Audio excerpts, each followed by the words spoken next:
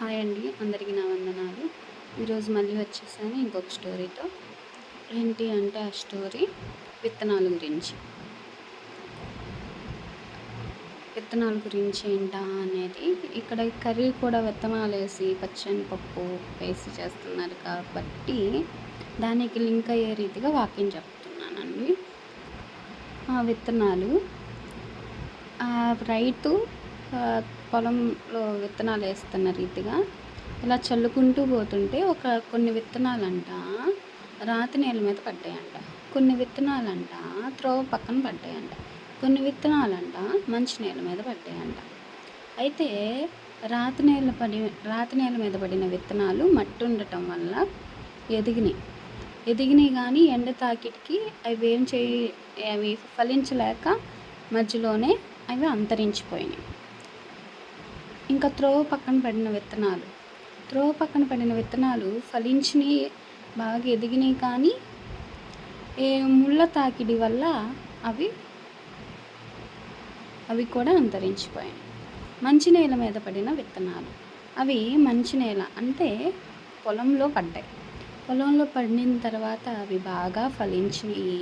100 అంతలుగాను, 60 అంతలుగాను, 30 అంతలుగాను అవి ఫలిస్తూ ఎదిగినాయి. ఎందుకు చెప్తూ ఉన్నాను అంటే, ఇప్పుడు ముళ్ళ పొదల్లో ఉన్న విత్తనం అంటే అవి ముళ్ళ తాకిటికి అణిగిపోయినాయి అని చెప్పుకున్నాం. త్రోవ పక్కన విత్తనం, ఆ విత్తనం గురించి ఒక చిన్న ఎగ్జాంపుల్ చెప్తా. మన యొక్క పరిస్థితులు కూడా దేవుళ్ళలోకి వస్తాము, దేవుళ్ళు ఫలిస్తున్నట్లు ఉంటాము, కానీ కొన్ని మనం కోరుకునే నెరవేరకపోతే ఇంకా ఈ నెరవేరట్లేదు కదా అని అయ్యే ఆలోచనల వల్ల మనం తొలగిపోతూ ఉంటాం. అనేది త్రోవ పక్కన విత్తనం యొక్క ఎగ్జాంపుల్. రాతి నేల మీద పడిన విత్తనం గురించి చూద్దాం. రాతి నేల మీద పడిన విత్తనం అంటే మనం దేవుళ్ళలోకి త్వరగా వస్తాము, వచ్చి దేవుణ్ణి గ్రహిస్తాము, కొంచెం ఎదుగుతాం కానీ లోపలికి ఎదగలే. ఎందుకు అంటే మనకున్న ధనం వ్యామోహం వల్ల, లేకపోతే ఇతర వ్యామోహాల వల్ల, అందువల్ల దేవుళ్ళలోకి ఫలించలేకపోతాం. మూడో విత్తనంగా చూద్దాం, మంచి నేల మీద పడిన విత్తనం. అది ఎలా ఉంటుంది? మంచి నేల మీద రైతు బాగా కష్టపడి దాన్ని పండేటట్లు చేస్తాడు.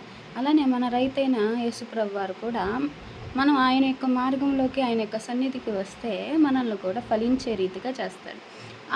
ఆ యొక్క పంట రైతుకి చేతికి రంగాలు ఎంత ఆనందపడతారో, మనం కూడా దేవుళ్ళలో ఉండి దేవుళ్ళలో ఫలించినట్లయితే ప్రభు కూడా అంతే ఆనందపడతారు. ఇప్పుడు మంచి నేల మీద ఉన్న విత్తనం ఎంతో పంటనిస్తుంది. అలానే మనం కూడా క్రీస్తులో ఉన్నట్లయితే మనం కూడా ఎంతగానో విస్తరిస్తాము, ఎంతగానో ఫలిస్తాం. అలాని శ్రమలు రాకుండా ఉండవు. ధనం ఉండిద్ది అని నేను చెప్పట్లేదు, శ్రమలు రాకుండా ఉంటాయని నేను చెప్పట్లేదు.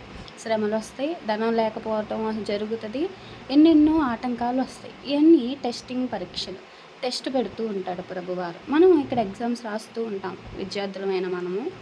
లేకపోతే ఇంట్లో అమ్మ వాళ్ళైతే వాళ్ళ యొక్క కుటుంబ ఆర్థికాన్ని బట్టి వాళ్ళు కూడా కొన్ని ఇబ్బందులు పడుతూ ఉంటారు. ఇవన్నీ మనం చేదు చూడాలి, తీపి చూడాలి. అచ్చంగా తీపి తింటూ ఉంటే మన నోరంతా తీపి అయిపోతుంది, కానీ చేదుని కారాన్ని భరించలేకపోతుంది. ఇవన్నీ భరించినప్పుడే మన యొక్క కర్రీలో ఎన్నో రకాలు వేస్తేనే ఆ యొక్క కర్రీకి టేస్ట్ వచ్చిన రీతిగా మన యొక్క జీవితంలో కూడా బాధలు, ఆనందాలు, సంతోషాలు, ఇంకా ఎన్నో తెలియని ఇబ్బందులు, ఆటంకాలు ఇవన్నీ వస్తేనే మన యొక్క జీవితంలో ఎదుగుతాము, ఫలిస్తాము, మంచి నేల మీద పడిన విత్తనములాగా అభివృద్ధి పొందుతాం. క్రీస్తులోకి రావటం మనం పొందుకున్నాక ఆయన యొక్క మార్గాన్ని విని మంచి నేల మీదగా ఉండాలని మనం దేవుణ్ణి కోరాలి, దేవుణ్ణి ప్రార్థించాలి. వ్యర్థమైన ఆలోచనల వైపు వెళ్లకుండా ఉండాలి అనేది దేవుడి యొక్క మెయిన్ ఉద్దేశం. ఈ చిన్ని వాక్యాన్ని దేవుడు దీవించునుగాక. నా వీడియోస్ నచ్చినట్లయితే లైక్ చేయండి, సబ్స్క్రైబ్ చేయండి, ఫాలో అవ్వండి.